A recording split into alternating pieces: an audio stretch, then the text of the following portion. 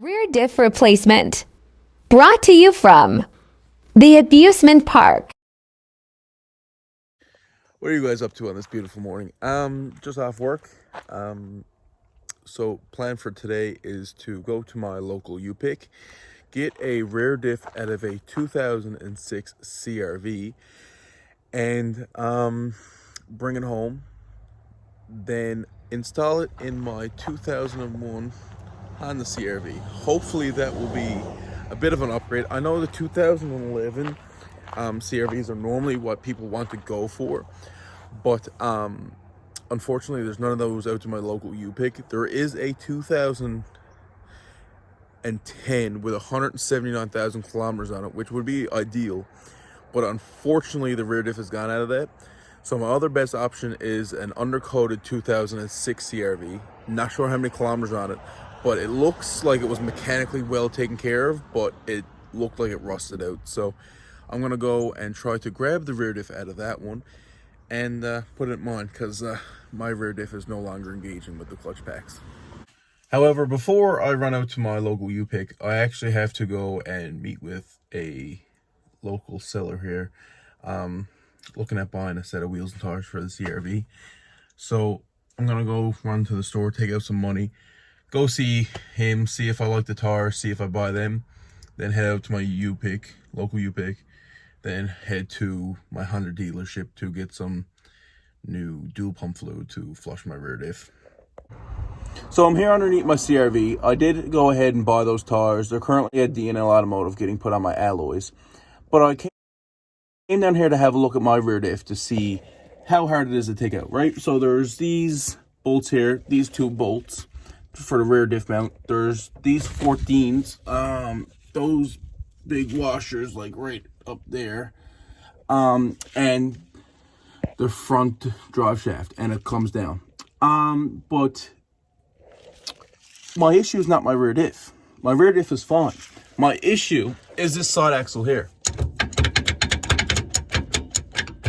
So my boot is gone, and I think water and stuff got up there and caused a bit of issue, because this one's gone as well.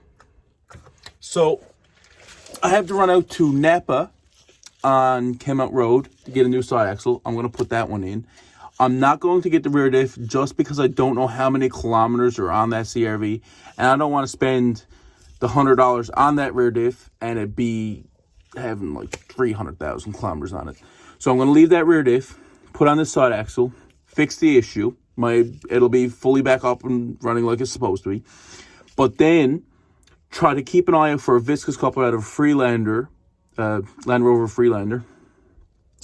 Put the viscous coupler in my drive shaft and pin the clutch packs in my rear diff, which is what race guys do and off-roading guys. It basically gets rid of like 90% of the slip in your rear diff. So going to leave the stock diff for now. Just leave it how it is. Replace the side axle. Get some fresh dual pump fluid. And fix the issue. And not replace my rear diff.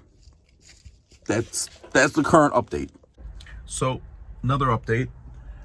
Went to Napa, bought a brand new side axle for the driver's side.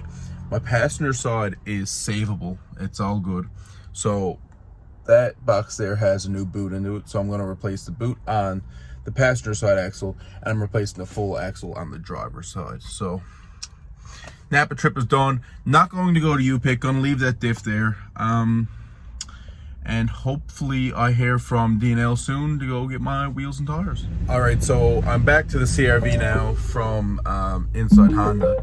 I had to get me some new dual pump fluid for the rear diff, because when I take my side axle out, I'm sure I'm gonna lose some. Also priced up a side axle. An OEM Honda side axle for the rear driver side is $1,481. That's nuts. That's crazy. Just got it at Napa for $200.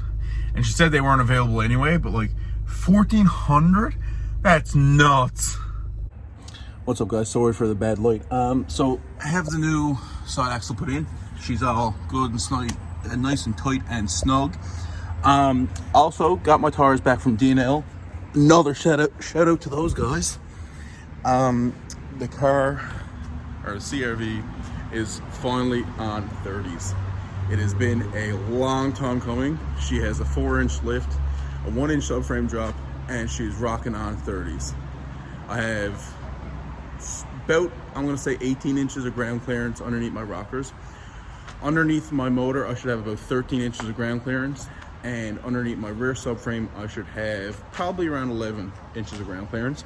However, when I get my new struts, hopefully I'll get an extra inch out of those. So yeah, didn't end up replacing my rear diff, but put in a new side axle, got my all-wheel drive system back, got my new tires put on, and the CRV is sitting fucking pretty, buddy.